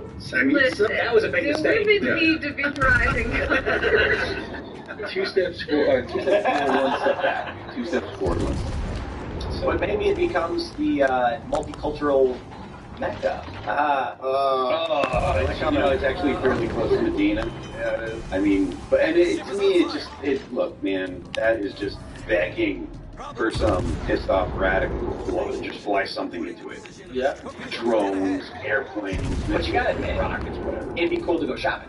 I mean, yes. I would want to. I want to see the underground transit system. Right. And it's 20 minutes to travel 75 miles in a high-speed train underground or whatever. I'm excited. I really hope they finish it fairly soon. Like, it doesn't take like 50 years to finish it. So I'd like to see what it looks like. I hope they can knock that 20 minutes out of 15 minutes, though. But that really helps so I mean, I think theoretically, what, 2 decades? What do you think? Maybe. What's their time frame for this? Well, again, it's Saudi Arabia. They got money and authoritarian. That's what I'm saying. This isn't like do it tomorrow. It's not like a government contract. This is the prince of a nation Yeah. with tons of oil being like, we're making it happen now. Yeah, I have unlimited money. We're going to do this. It will not look this nice. Fuck. The slums will be amazing. The smell. Yeah. Oh. Dude, it's gonna be like cyberpunk. It's gonna be like all these nightmare dystopias. You see how they have these pictures where like how beautiful it will be? No, dude, you have no idea. pig iron, and it's going to be AI will protect you. Then the lights go out. Like, where's the AI? Why is it fixing the lights? It is always gonna come down to there are poor people, and maybe it's possible that if your income drops below a certain threshold or whatever, they just boot you out by force. For real. Because otherwise, what happens is someone's gonna be like, I can pay my rent, my line fee, or I can clean. And they're not going to clean. I mean, you can't do anything about it. People do drugs, even rich people. Think of all the Hunter Bidens who are going to be there. And also, maybe not isolation, but the lack of freedom, like freedom meaning the ability to go where you want to go, to spread out, free to move around, that lack of freedom can cause people to go insane. What would Manhattan look like with the line? Oh, no. Should we play it? Oh, yes, they're going to show it all green and lush. Yeah, we got to watch this.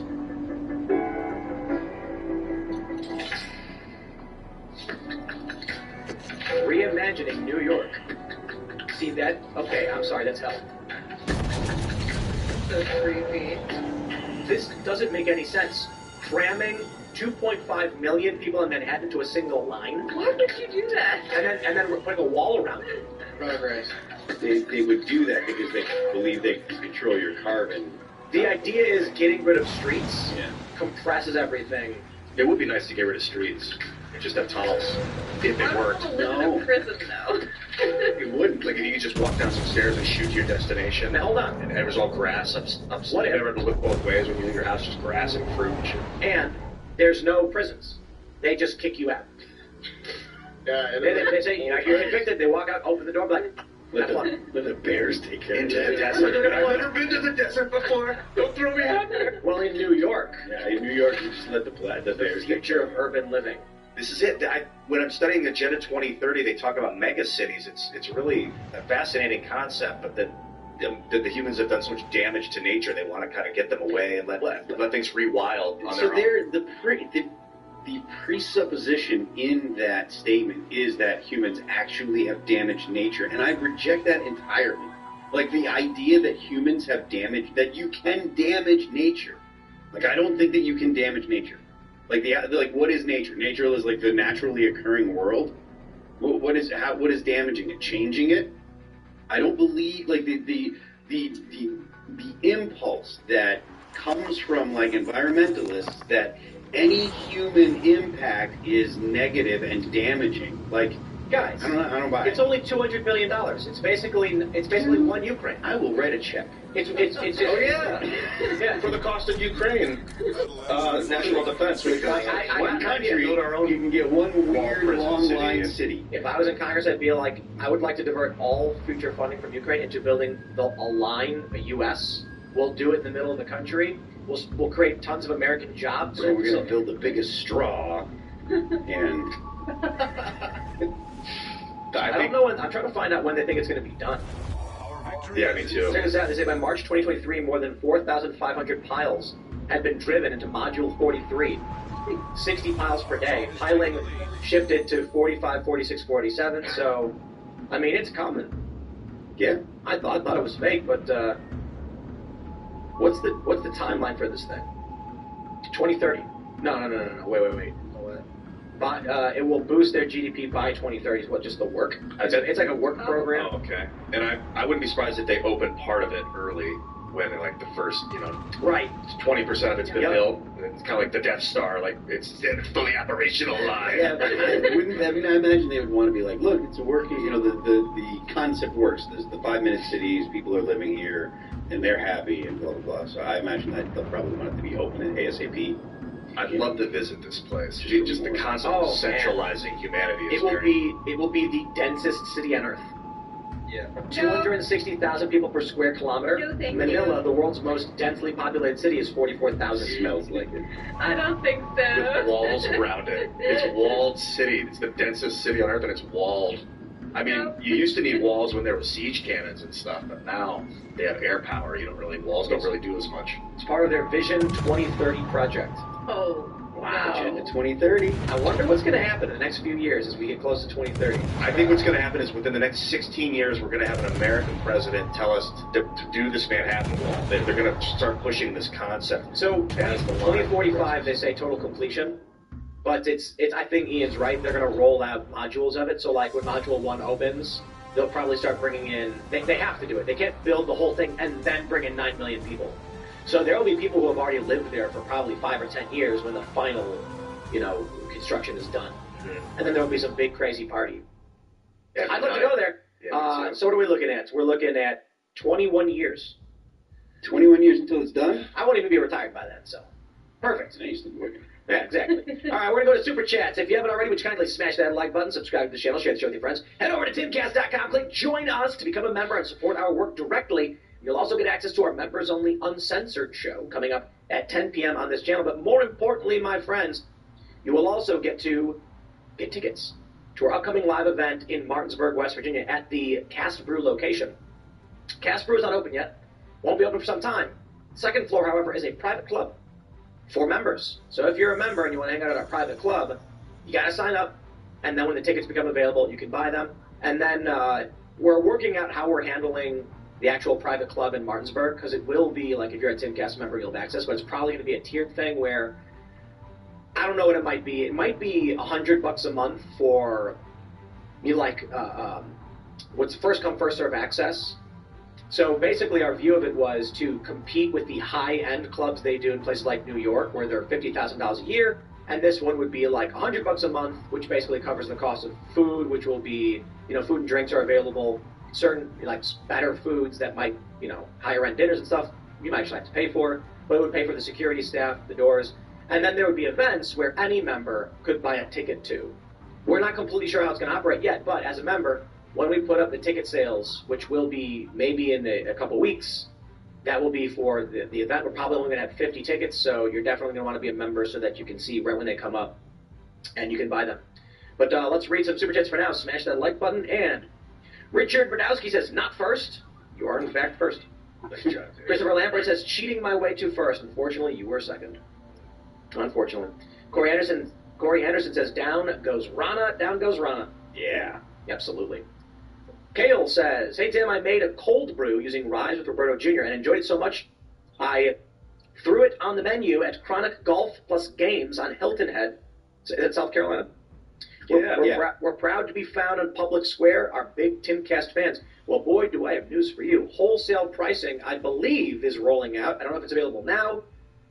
We have somebody who runs Cast Brew. We have a staff member who's taking care of it. But wholesale pricing is going to save you a pretty penny. And then we'll figure that one out. I don't know much about it right now, but it's good news for you if you want to get cheaper prices for your wholesaling. Let's go. Direction says, could I get a Culture War shot for a Kickstarter called Animating Cradle? It's an anti-woke series of classical values that DC's Jay Oliva wants to make into an animated series. Tim would enjoy it. Perhaps. Well, there you go. Best of luck, good sir. All right. Chaco says, hey, Tim, Matt Gaetz and Elise Stefanik introduced a resolution to say that Trump did not incite an insurrection. We talking about it. We're talking about it now. That's right. He did. And so if they all vote on it, then there you go. It's assessed and asserted. Let's grab some more super chats. Let's find a good one. Jason Hutchinson says, Disney reaping what they have sowed. Where's the popcorn? This is going to be fun to watch. I saw the Marvels. Okay. I saw the Marvels. I saw 60% of the Marvels. Oh, no. I had to stop. Really? It is the worst. It's one of the worst movies I've ever seen. Oh, man. Yeah, I couldn't do it. It is... I would describe it like Home Alone 3. Jeez. Yes, horrible. Horrible description of a movie. No, I haven't seen any of that. That sounds you don't terrible. Want to? Yeah, watch Home Alone 3. At least you'll enjoy yourself. Oh, wow. It was so bad. Made no sense. The storyline is dejected. It's choppy.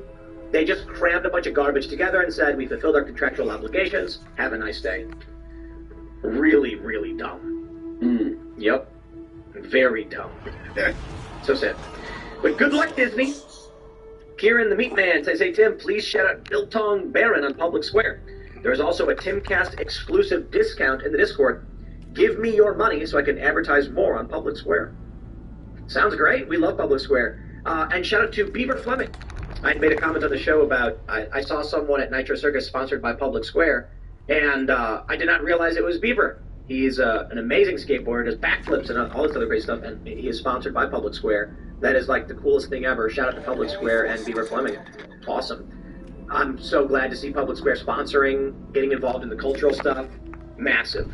Absolutely amazing. We're going to win. Let's go. Rusta Zero says, Favreau really liked Gina, actually. Was going to make her the star of Rangers of the New Republic, but then KK had her gone. Yeah. Catherine, what's her name? Kennedy. Kathleen Kennedy? Kathleen. Well, the issue was favorite that radio station. Yeah. What's We all this? saw South Park. Yeah, she was not lame either. Yeah. Let's get some more here. We'll find another Governor Whitmer Fed off. It was. This guy was talking to a UCE on TikTok. They now have undercover FBI agents DMing people on TikTok. So he befriended a federal agent and sold them some kind of suppressor for a gun or something, and then talked to them about his ideas, and that's what he's being charged with, like running his mouth. They're desperately trying to make it happen. They need it so bad. Oh, and they're not getting it. They're calling him like a militia person. I don't think there's any evidence he Here was we in the go. militia other than him wanting to be. Eloy Lopez says, thank you, Tim, for reminding and inspiring everyone to create content that doesn't hate America. I made over 100 books, 25 on American values, 50 books on America's awesome animals on Amazon because of print on demand. God bless Texas and America. I want to know the name of that stuff. Where do we find you on Amazon? Yeah, we got to find it. Eloy Lopez Curiel. Well, good luck. I hope people buy your books. Let's go. Philip Reed says, buy Cast Brew, don't delay, act now. Supplies are running out. Allow if you're still alive 6 to 8 days to arrive, and if you follow their May, be it tomorrow, if the offer is shunned, you might as well be walking on the sun. I know the guy that wrote that song. He was actually here. He played. He's a great That's musician. crazy. That's Greg Camp. Shout out to Greg Camp Yeah. of Smash Mouth. and now the Dwayne. Yes. And he was here, and it was crazy because I didn't know a lot about him. But then they're like, "Oh yeah, he wrote All Star and Walking on the Sun." I was like, "No, that's crazy, dude." Super chill. He has the same birthday as me too, April 2nd. He's a great camp. Fuck. Let's go. go. Same birthday as me. Hesdall says, "Don't know if you saw an ex. Roseanne Barr reached out to Elon Musk regarding the Disney lawsuit came on." This is in regards to the Connors, Roseanne, she got fired from her show. Was that an ABC show? No, they just killed Roseanne. They just slaughtered her on the show? They just, one day, they came, like, the show came on and they were like, "Roseanne died of an overdose while sleeping." Or, like, while you were all sleeping. It's like, oh, that's it. Moving on. Wow. Nothing to do. For her politics. What did she do? She took Ambien and then tweeted at somebody anti-Semitic slurs? No. Not even close. I don't remember. Okay, wasn't even near. She tweeted a photo of the Planet of the Apes character at Valerie Jarrett. Right. And then they said that she was racist. And she was like, "What do you mean racist? She just looks like that lady." Like, "Yeah, but she's black." And she's like, "I don't understand." And they were like, "You compared a black woman to a Planet of the Apes character." And she's like, "I didn't mean it like that." No, I didn't find it. She's like, "I thought she was white." Yeah. I thought she was white. She really is. But, like, it's kind of ridiculous that so we had, Alex Jones came on the show and kept saying, "I am a gorilla," because of that book Ishmael. And so we made the meme. Like, we haven't really, it's been a long time, but we had the shirts. And it's the gorilla going, "I am a gorilla." And then people were calling us racist for having a shirt that says, "I am a gorilla." What? And I was like, "My dude, it is an Ishmael reference. We are making a reference to global policy, not race. If you think that's racist, what are you thinking about people?" Taking up with Daniel Quinn, but the writer. I don't know if y'all remember this. Some of the prints that were sold, I think this was intentional. Some of the prints that were made of it had the gorilla wearing white gloves with a blackened face. Yup. And someone posted a picture being like, "Why did my t-shirt come like this?" And we reached out to Teespring, which is the company that does the distribution. And we were like, "Yo, what the?" This is like, we made a gorilla thing, which is just like, it's like, "I am gorilla." Like, it's about Ishmael. It's about being tough or whatever. There's the gorilla emojis. And there were some people receiving shirts where I'm like, how do you accidentally make the hands look like white gloves? Yeah, I don't believe it. I was like, I think somebody who worked at these companies knew, and they changed it intentionally. Because it's not Teespring. Teespring just contracts, like, there will be a print shop. Oh. Yep, Teespring. Okay. And so Teespring was really cool about it. They apologized, and they're like, "We'll get it sorted. No worries." And mad respect to them. We still sell merch through them, and everything's been great. And so they were pissed too. And it was apparently like one print shop somewhere was making these shirts. And so if you have one, I mean, at some point, I guess it might be worth a lot of money. It's the black-faced gorilla Timcast. Yeah, crazy, right? Dude, it's so wild. Ishmael, that whole book of Ishmael, I read it in like 2007, and I was buying into all of it. Now, the way Alex is like, the book's telling you, like, the gorilla's like, "Oh, humans are bad. I'm a gorilla. Kill myself." Like, he's like, it's about like, you're so bad being a human, like what you've done to the earth. You're a taker. There are takers and there are levers, and the takers have outbalanced the levers, and we need more levers on Earth. I get that concept, but it's interesting to think about it, that I was manipulated by this book. Yeah. It was an awesome book. Really awesome. Frontline Texan says, "Tim, you're absolutely correct about MAGA being a different party and using a different animal logo. They unintentionally did a genius move and began copying Leninist tactics. Lenin is quoted as saying, 'If you can't make the party, capture the party.'" Yes. Interesting. Yeah. All right. Upfish says, "I live in California, District 48. After that comment, I'm likely voting for ISA, LOL." Well, again, Blake Moore did good. Yeah, I saw the, here we go, yeah. Axton says Moore switched his vote from yes to no so they could reconvene. So shout out to Moore, and I hope that correction goes far and wide, because he did a good thing. And so he earns extra brownie points. Good. That's right. Ken Buck is way more than a Democrat. Look up his ties. He's a classic big government spook. Well, there you go. That's from Two-Way Willie. Lurch says all of that cheering sounded awfully female. Well, there you go. They said repeal the 19. Not all of what cheering. When they did impeach Mayorkas. I hope people realize that repeal the 19th as a meme is like, it'll get a chuckle, you're not going to win anything if that's your actual platform. You're going to lose. Because women will vote against you. Exactly. But how about only net taxpayers can vote? I mean, look, anything, as much as I like the idea of like having people that have a stake in the society voting or being limited to vote, only those people being able to vote, you're never going to convince people, even people that the law would not affect, you're never going to convince people that it's a good idea to limit people's ability to vote. Even if you could manage to prove that it would produce better results, people are still going to have that knee-jerk gut reaction that it's bad to take away people's right to vote because this is I mean. But no sane politician's ever going to go and say like, hey, we want to take away your right to vote. What you say is, the Voting Enhancement Act will protect the sanctity of democracy. You like voting, right? And you like the system. We want to protect it. Yeah. So let's stand up against these bullies who are trying to damage this country and defend the Voter Enhancement Act. Yeah, it would have to be something like that. But if your average person understood.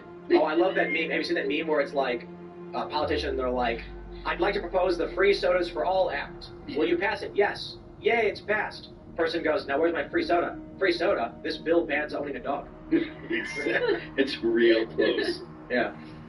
All right, Jason Nixon says, Tim, call for Scott Pressler as RNC chairperson. That would be amazing. I don't know if anyone's more effective than he is. Oh, he'd be great. Yeah. But they're not going to do it. Because even Trump is still an old guard. He is. Probably, yeah. People like him better than the Uniparty, but Trump is still... He's still going to be going to... Like, he wants to own the Republican Party, you know?